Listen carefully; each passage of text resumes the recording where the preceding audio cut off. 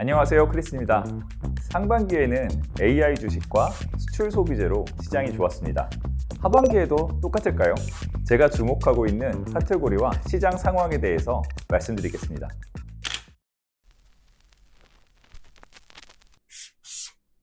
네, 하반기, 상반기, 하반기가 어떻게 크게 다를까요? 그걸 생각해 보려면 처음에 작년 하반기로 돌아갈 필요가 있을 것 같아요. 작년 하반기엔 지금처럼 상반기처럼 시장이 편하지 않았어요.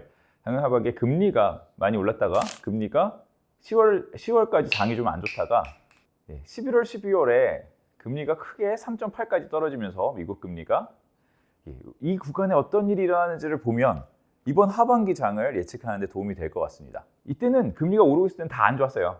그렇겠죠? 근데 금리가 급락할 때 어디가 더 좋았냐? 미국에서는 러셀 지수라고 중소형 지수가 좋았어요. 그러니까 중소형 지수는 나스닥 지수에 비해서 거의 항상 안 좋았어요. 상대적으로. 왜냐? 금리가 높아도 나스닥 대형 기업들, 저희가 좋아하는 빅테크 기업들은 뭐 빚도 없고요. 오히려 순현금을 많이 갖고 있죠. 그리고 그 강한 시장 지배력을 통해서 AI라는 특별한 모멘텀을 갖고 있어요. 그래서 금리가 오르더라도 또 어떤 소매 판매가 뭐 떨어진다 하더라도 계속 잘 나갈 수 있는 그런 특별한 힘이 있었고요. 러셀에 속한 일반적인 기업들은 그런 모멘텀이 없는 기업들이 많아요. 그래서 금리가 오를 때는 다 막 너무나 힘들고요. 반면에 금리가 급락할 경우에는 그 러셀이 오히려 나스닥을 이겼습니다. 그 구간이 길진 않았어요. 2달.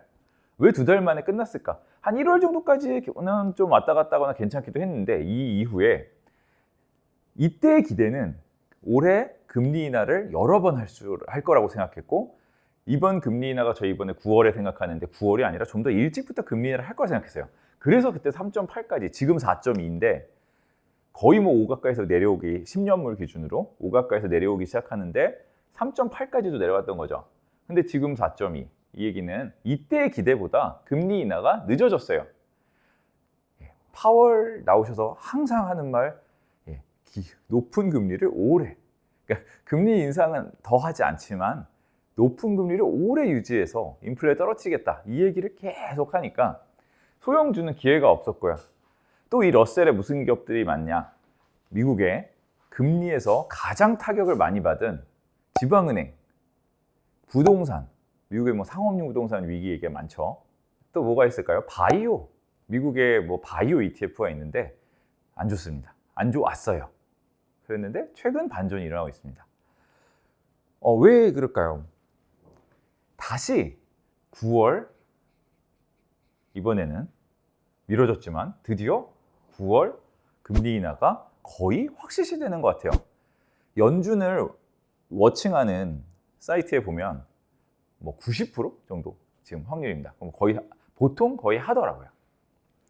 금리 인하를 하고 또 금리 인하는 9월 좀 할 거란 얘기는 그 전부터 좀 있었는데 최근에 뭐가 달라졌냐면 CPI가 나왔는데 CPI가 내려왔죠. 계속 높은 수준의 레벨에 내려오고 있는데 YOY 작년 대비 CPI의 상승이 내려오고 있는 거죠. CPI가 마이너스가 아닙니다. 상승률이 줄어들고 있었어요. 근데 이번에 드디어 전달보다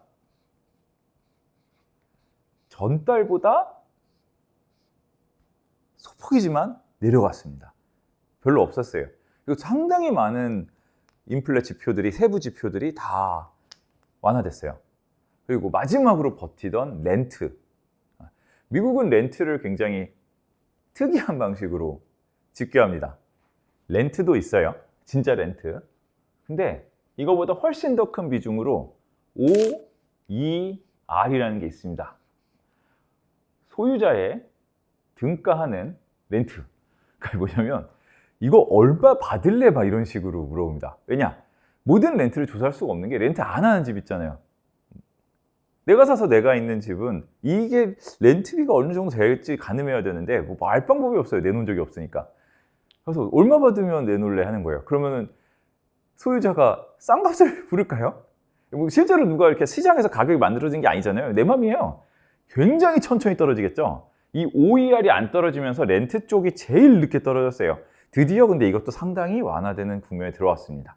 그래서 CPI는 굉장히 긍정적이에요. 옛날에 계속 물가 때문에 걱정했잖아요. 물가 때문에 금리 못 내린 거고요. 물가가 안정되면 금리를 더 내릴 거라는 기대가 생기겠죠. 그래서 드디어 이제 물가와 저금리에 대한 기대가 생기기 시작했어요. 그럼 뭐가 바뀌겠냐? 일단 좋아지는 거를 보면 가장 많이 타격받았던 아까 말씀드렸던 미국의 부동산, 미국의 차를 산다. 그러니까 뭔가 론을 해야 돼. 돈을 빌려서 해야 되는 거. 집을 산다. 차를 산다. 내 돈으로 주머니에서 1,000원 꺼내서 싼 걸 사는 게 아니라 돈을 빌려서 뭘 사야 되는 것들은 다 금리에 악영향을 받았기 때문에 그런 쪽들이 올라가요. 미국 자동차도 반등을 했습니다. 이런 쪽들이 올라가기 시작을 했고, 그러면서 이 금리가 높을 때도 천하무적이었던 빅테크나 나는 나의 길을 가는 금리를 올리던 말던 난 AI다. 그 AI가 조정을 좀 받았어요. 앞으로는 어떻게 될까요? 저는 새 흐름을 또 볼 필요가 있는 것 같아요. 뭐 기존의 주식이 안 좋아진다 이런 건 잘 모르겠습니다만 앞으로 새로 떠오른 거는 밑에서 올라오니까 긴 시간 조정을 받고 밑에서 올라올 때 그 모멘텀이 있는 거죠. 우리나라 시장을 보자면 뭐 바이오? 바이오 금리에 제일 문제가 되는데 옛날에 왜냐면 보통 수익이 오늘 나는 거는 할인을 많이 안 받잖아요. 근데 수익이 몇 년 후에 나요. 그러면 금리로 이거를 할인을 해야 되잖아요. 근데 금리가 크면 할인율이 쭉쭉쭉쭉 떨어지기 때문에 이렇게 바이오처럼 나중에 수익이 나는 카테고리들은 이 할인을 받습니다. 근데 지금 금리가 내려갈 거로 기대를 하니까 바이오. 그리고 국내에도 이거는 미국보다 좀 약할 수도 있지만 뭐 그냥 연결해서 보면은 미국의 주택 건설이 됐으니까 우리나라에도 뭐 주택 건설 관련 뭐 PF 우려가 금리가 PF 우려가 해소되진 않겠죠. 그렇지만 PF 우려가 줄어들 수는 있겠죠. 금리가 4%일 때, 3%일 때, 2%일 때 당연히 어차피 금리 때문에 그 PF 우려가 생겼으니까. 그러면 그 PF 우려 관련된 건 뭐 주택 건설주 뭐 이런 것도 있겠지만 건설주도 있겠지만 증권회사들이 다 PF로 고통받고 있잖아요. 증권주. 그리고 증권회사들은 저금리가 훨씬 유리합니다. 여러모로. 채권을 홀딩해야 되고, 근데 금리가 내려가면 좋고, 상품들이 여러 개를 팔 수 있어요. 금리가 높으면 예금 이기기 쉽지 않아요. 근데 금리가 내려가면 여러 가지 대체 상품들을 팔 수 있습니다. 부동산도 되겠고요. 그래서 증권주도 수혜주가 아닌가 이렇게 생각을 할 수 있고요. 은행은 원래 옛날에 뭐 금리 오를 때 좋다 했는데 지금은 은행도 나쁘지 않은 사이드인 것 같습니다. 왜냐? 은행도 뭐 이렇게 연결돼 가지고 있기 때문에 뭐 금리가 계속 더 올라가면 은행도 막 충당해야 되고 막 힘든데 그런 부분이 있고 또 금리가 내려가면 은행의 마진은 1bp 막 줄어들 수도 있는데 이 은행이 빌려주는 돈에 그로스가 생길 수가 있어요. 금리가 낮아지면 더 많이 빌려줍니다. 지금 은행이 이익은 많이 나지만 성장이 없는데 성장이 좀 생길 수도 있죠. 그렇기 때문에 지금 국면에서는 생각보다 괜찮은 것 같아요. 근데 여기는 지금 문제가 좀 업황이 증권회사 같은 경우 업황이 좀 괜찮아지고 있거든요. 바이오도 업황이라고 하면 좋아요. 왜냐? 우리가 지금 7월부터 9월까지 여러 가지 좋은 일정들이 있습니다. 바이오 회사 여러 회사들이 뭐 IR을 하면 뭐 이렇게 우리가 어떤 기술 수출을 하려고 한다. 물론 하려고 하는 거지만 뭐 올해 안에 뭘 하려고 한다. 이런 회사들이 좀 많아요. 아니면 또 뭐 로열티가 뭐 옛날에 한 게 들어온다던가 뭐 하고 있던 일이 더 진행이 되거나 뭐 더 확장되거나 이런 모멘텀 있는 회사들이 많습니다. 어떻게 찾느냐? 제일 쉽습니다.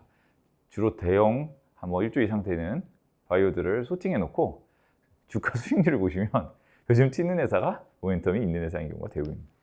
비만이 화두기 때문에 뭐 펩트론, 삼천당제약부터 그다음에 뭐 항암제랑 관련된 유한양행, 모스코텍 등등 좋은 회사들, 뭐 ABL 바이오, 뭐 좋은 회사들이 많습니다. 뭐 치매 관련 뭐 이런 것도 있고 우리나라 회사들이 신기하게 이번 텀에 좋은 게 많아요.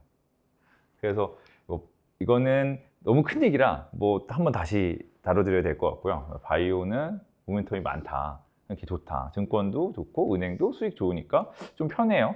근데 조금 여기서 불편한데 혹시 될지 모르는 것도 생각을 해보면 아까 말씀드린 이 나중에 돈을 많이 버는 회사들은 할인이 많이 된다. 근데 그 나중에 돈을 버는 게 성장이 어느 정도 이렇게 뭐 가시적인 회사들도 있어요. 지금 보기에는. 그거는 이제 뭘로 알 수 있냐 이렇게 네이버에서 이렇게 쳐보시면 컨센서스가 계속 올라가는 회사들이에요. 100원을 벌다가 130원을 벌고 170원을 벌고 이런 식으로 24년, 25년, 26년, 뭐 27년 계속 잡혀 있는 회사가 있다. 그러면 이 회사는 성장이 어느 정도 담보돼 있잖아요. 근데 지금 이제 업황이 안 좋으면 이게 90으로 막 깎이겠죠. 뭐 얘도 좀 내려올 수 있고 막 이래서 지금 안 되는 건데 앞으로의 그로스는 그래도 있을 것 같다. 이런 분야가 뭐냐 생각해 봤을 때 2차 전지. 뭐 전기차가 캐즘이 있잖아요. 지금 막 그로스가 잘 안 돼요. 여러 가지 정책적인 부분도 있고 그런데 금리 부분도 있을 것 같아요. 차도 결국 론을 해서 사야 되는데 금리가 내려가면 좀 유리한 부분이 있을 수 있고 뭐 전기차가 좀 비싼 일반 차보다 좀 비싼 부분도 있는데 그런 것도 좀 약간 해소될 수 있는 부분도 있기는 할 것 같아서 있지만 더 중요한 건 이 미래 가치를 할인해 오는 데 있어서 할인율이 낮아지기 때문에 2차 전지 그 다음에 뭐 네이버, 카카오 또 업황이 좀 안 좋은데 그렇지만 어쨌든 뭐 할인율 부분에서 소프트웨어들 쪽도 봐야 될 것 같고요. 뭐 게임 이런 회사들을 다 이제 금리가 내려가는 시기에 좀 봐야 될 것 같습니다. 그러다 보니까 뭐 기존 주식들을 좀 팔고 이렇게 옮겨가는 수요 같은 게 있을 수도 있고요. 그래서 좀 시장에 지금 막 이 산업 카테고리별로 막 등락이 좀 심한 상황인 것 같습니다. 결국은 이 금리에 대한 기대, 금리의 현재 금리 이런 게 시장을 굉장히 많이 좌우를 많이 했던 것 같아요. 앞으로도 좀 그런 부분이 있을 것 같고 하반기의 전망은 이 금리를 놓고 이 금리가 드디어 기준금리가 올라가기만 하다가 쭉 멈춰 있다가 드디어 이렇게 내려가는 국면에 들어갔다. 이제 여기 측면에서 보시고 발굴을 하면 재밌는 거를 많이 발굴할 수 있을 것 같습니다. 여기까지 그 금리를 중심으로 하반기 전망에 대해서 말씀을 드려봤고요. 좀 특이한 섹터가 많아요. 여기 보면 상반기를 주도하던 AI나 수출 소비재가 아닌 섹터들이 많이 좀 보이는 것 같아요. 근데 어렵습니다. 왜냐? 숫자가 쭉 올라가고 있는 반도체나 이런 거는 뭐 계속 좋겠지만 예측하기도 좀 쉽죠. 숫자와 함께 같이 올라가면 되는데 이쪽에는 숫자가 없거나 숫자가 있는데 지금 안 좋거나 별로 성장 안 해 보이거나 하는 회사들이 많아요. 그래서 뭐 LG에너지도 막 좀 반등을 했는데 좀 좋진 않거든요. 업황이 아직. 그래서 이런 걸 어떻게 해야 되나. 이게 좀 되게 어려운 장이 될 것 같습니다. 어려운 장이 되지만 대신에 이들의 매력이 있어요. 업종 지수가 AI처럼 무지무지 올라 있는 게 아니라 이렇게 별로다가 이렇게 아니면 혹은 빠져 있다가 이렇게 살짝 올라와 있거나 뭐 아니면은 뭐 이렇게 일정 반등을 했으나 뭐 이 지수 전체에는 바이오 엄청 좋은 회사 많이 있었죠. 뭐 알테오젠도 그렇고 많은 회사들이 좋았는데 그렇지만 바이오 지수 전체로 보면 뭐 캡이 큰 그러니까 시가총액이 큰 뭐 삼성바이오나 셀트리온 같은 회사들은 상당히 많이 눌려 있었어요. PBR 밴드 하단입니다. 그래서 그 바이오 지수 전체가 뭐 엄청나게 AI처럼 좋았던 건 아니어서 뭐 급반등한 부분이 당연히 있지만 이 매력이 있는 거죠. 이쪽에 있는 쪽들은 낮은 밴드에서 올라오는 그 네이버 보시면 이렇게 밴드가 있어요. 옛날에 이런 밴드까지 갔었다. 그런데 여기 아직 이렇게 남았다. 뭐 이런 걸 이렇게 볼 수가 있는 거죠. 그래서 그런 매력도 있고 하지만 지금 당장이 막 좋은 건 아니어서 아니면 숫자로 막 계산할 수가 없어서 좀 어려운 부분이 있습니다. 어렵지만 기회가 있는 하반기가 될 것 같습니다. 저희 채널 보시면서 도움 되셨으면 좋겠습니다. 바이오를 보실 때는 이게 제일 중요한 것 같습니다. 왜 빅파마? 결국 우리나라의 회사들에게 기회를 주는 곳은 빅파마입니다. 스스로 무언가를 하겠다는 좀 어려운 것 같아요. 가시성이 떨어지고요. 그리고 스스로 내가 뭘 팔려면 그 파는 게 또 엄청 어려운 일이거든요. 저희가 기대하는 어떤 바이오 회사가 있다. 여기 연결된 이 거대한 빅파마가 누군지 이걸 보는 게 제일 되게 중요한 것 같아요.